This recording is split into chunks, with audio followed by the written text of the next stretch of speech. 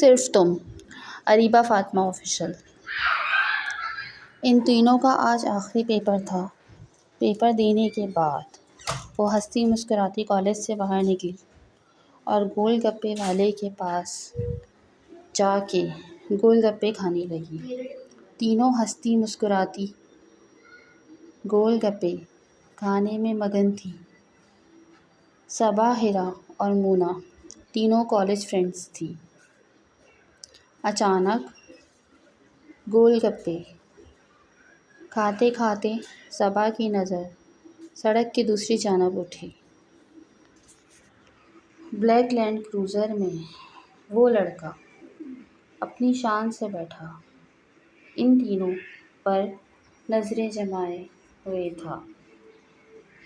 Brown colour کے shalwar suit میں black colour کی شال کندھوں پہ ڈالے وہ کوئی وڈیرا لگ رہا تھا۔ صبا کی آواز پہ ہیرا اور مونا نے پلٹ کے اس کی جانب دیکھا۔ لگتا ہے شہر کی لڑکیاں پہلی بار دیکھی ہیں اس کو اپنی طرف دیکھتے ہوئے مونا نے صبا اور ہیرا دونوں سے کہا، ابھی جا کے بتا کر آتی ہوں اسے۔ مونا آستینیں چڑھاتی ہوئی آگے بڑھی تو صبا نے اس کا بازو دبوچ لیا۔ یہ تو کوئی وڈیرا لگ رہا ہے، تم ان جیسے لوگوں کے منہ مت لگو۔ شہریار جو اپنے کام سے شہر آیا تھا اور اب وہ کام کر کے واپس گاؤں جا رہا تھا، ایک فون کال آنے پر گاڑی روک کے کچھ بات کر رہا تھا کہ اچانک ایک ہنسی کی جھنکار نے اسے اپنی طرف متوجہ کر لیا۔ اس نے ادھر نگاہ دوڑائی تو ایک گول گپے کے ٹھیلے والے کے پاس تین لڑکیاں ہنسی مذاق میں مگن تھیں۔ ان تین لڑکیوں میں وہ لڑکی سب سے نمایاں تھی اور دل فریب تھی۔ وائٹ کالج کے یونیفارم میں وہ لڑکی شہریار خان کے دل کے تاروں کو چھیڑ گئی۔ میدے جیسی رنگت پہ اس کے گال سرخ ٹماٹر کی مانند لگ رہے تھے۔ شہریار خان ملک کریا کریا گھوما تھا مگر اتنا مکمل حسن پہلے کبھی نہیں دیکھا تھا۔ شہریار خان کو اپنا دل ہارتا ہوا محسوس ہوا۔ اس کا دل اس ہوش ربا حسن کے آگے جھکتا چلا جا رہا تھا۔ کوئی نامانوس سی خوشبو اسے اپنے گھیرے میں لے رہی تھی۔ اسے لگا کہ اس کی تلاش ختم ہو گئی ہے، زندگی کا سفر سہل ہو گیا ہے۔ ایک دم اس نے اپنا فون کان سے ہٹا کر اپنے کارڈ کو تھمایا اور گاڑی سے اترا۔ اس کے قدم تیزی سے ان لڑکیوں کی طرف بڑھنے لگے جو اپنی ہنسی کی جھنکار سے اسے اپنی طرف کھینچ رہی تھیں۔ چھوٹے خان، آپ کی کال پھر سے آ رہی ہے۔ ایک دم ہی اس کا گارڈ اس کا موبائل لے کر اس کے پاس آیا۔ گارڈ کی مؤدبانہ آواز سے ایک دم شہریار خان کا تسلسل ٹوٹ گیا۔ اس کے اٹھتے قدم تھم گئے۔ اس نے پہلے اس گارڈ کو دیکھا، پھر اس اپسرا کو، اور پھر اس اپسرا کا چہرہ اپنی آنکھوں میں بسائے وہ گاڑی کی طرف بڑھا۔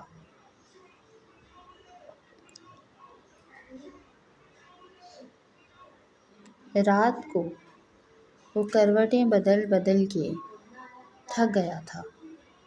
باری باری اس پری پیکر کا چہرہ اس کی آنکھوں کے سامنے گھوم رہا تھا۔ آخر کار وہ اٹھ بیٹھا اور تنگ آ کر اپنے بالوں کو زور سے مٹھیوں میں جکڑا، لیکن پھر بھی کوئی سکون نہ تھا۔ دل مزید بے چین ہو گیا تھا۔ وہ گھبراہٹ کے مارے اٹھا اور پھر اس نے ٹھنڈے پانی کی بوتل نکالی۔ اس سے بھی کچھ نہ ہوا تو وہ کمرے میں ٹہلنے لگا۔ 1 گھنٹے تک ٹہلنے کے بعد وہ اٹھ کر کھڑکی کے قریب آ کھڑا ہوا، جہاں سے 14ویں کا چاند اپنی پوری چاندنی کے ساتھ آب و تاب سے جگمگا رہا تھا۔ اس کی نظریں چاند پر ٹھہر گئیں۔ رات کے تیسرے پہر اگر کوئی شہریار خان کو کسی کی راہ میں یاد میں رجگا کرتے دیکھ لیتا تو یقیناً اسے پاگلوں کی فہرست میں شمار کرتا۔ کہ شہریار خان اور محبت، اس کے دوست کہتے تھے کہ شہریار خان اور محبت 2 متضاد چیزیں ہیں۔ یہ نرم اور خوبصورت جذبہ شہریار جیسے پتھر دل کے لیے تو بالکل بھی نہیں ہے۔ وہ چاند کو دیکھ کر مسکرا دیا، جیسے وہ چاند نہیں ہو، وہ پری ہو جس کو وہ سوچے چلا جا رہا تھا۔ لیڈیز اینڈ لیڈیز، اپنی فضولیات کو ترک کر کے 2 منٹ کے لیے میری بات سن لیں۔ ندا نے اپنے کلاس روم میں داخل ہو کر تالی بجا کر ساری لڑکیوں کو اپنی طرف متوجہ کیا۔ جیسا کہ آپ لوگ جانتے ہیں کہ ہم فرسٹ ایئر کے پیپرز دے کر سیکنڈ ایئر میں آئے ہیں، اور آج کل اور اگلے ہفتے ہمارے کالج کی سلور جوبلی کی تقریب ہے، اور جیسا کہ سب کو پتہ ہے کہ اب ہم سب سینئرز میں شمار ہونے لگے ہیں، تو ہمیں اس حساب سے تیاریاں کرنی ہیں اور فنکشن میں بھی حصہ لینا ہے۔ تو اس حساب سے آپ لوگوں کی تیاریاں پوری ہو گئی ہوں گی، ندا نے کہا۔ تو سب لڑکیاں پریشان ہو گئیں۔ وہ تینوں بھی ایک دوسرے کا منہ دیکھنے لگیں۔ صبا نے سوالیہ نظروں سے مونا کی طرف دیکھا۔ ہاں، میری تیاری تو پوری ہو گئی، بس سوٹ کے ساتھ میچنگ کے جھمکے لینے ہیں، مونا نے جواب دیا۔ میری بھی ہر چیز ریڈی ہے، بس پارلر کا چکر لگانا ہے۔ سوچ رہی ہوں فیشیل کروا لوں اور بال بھی سیٹ کروا لوں تاکہ میں بھی فریش لگوں، صبا نے بتایا۔ ان دونوں نے ہیرا کی طرف دیکھا تو وہ سب سے زیادہ परेशान लग रही थी। अब आपकी तैयारी में कौन सी कमी रह गई है मोहतरमा? सबा ने कमर पे हाथ टिका के बी जमालो वाले स्टाइल में पूछा, जो इनकी बकवास सुनकर तब उठी थी।